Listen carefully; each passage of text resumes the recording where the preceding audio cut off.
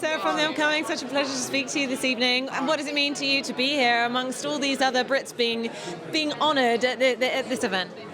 Oh, it's fantastic. And it's a great occasion.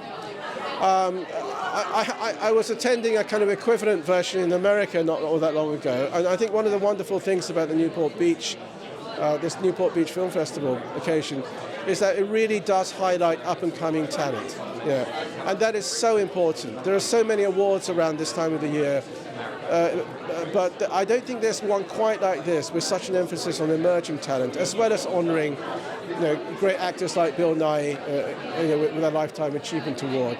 But there's a whole, we have a whole bunch of emerging talent here, and that's really exciting. And of course, you're usually a novelist. This foray into screenwriting, and the response to it must have just blown you away. And working with people like Bill Nye, what's the experience like been for you? It's been ridiculously fulfilling.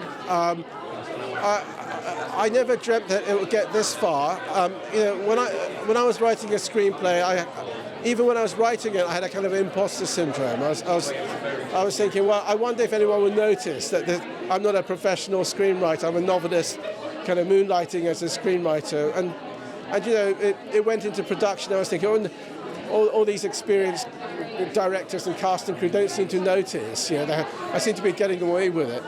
And the actors have had so much respect for the screenplay, and now it's got ridiculous. It's had great reviews. It's had Oscar nominations, BAFTA nominations. It's being celebrated here tonight, and so it's been amazing. I can't quite believe I'm getting away with this. And of course, it's not the first time you've seen one of your stories kind of been put to screen. Is it quite a different process, though, working on a screenplay? Did you have in mind Bill Nye and Amy Lou Wood? Well, Bill Nye was there from the beginning in my mind. That's how I pitched the thing right at the very beginning. I said to Stephen Woolley, one of our two producers, how about this idea? And it had Bill Nye centrally to the concept. Why don't we do a British remake of this old Japanese movie with Bill Nye?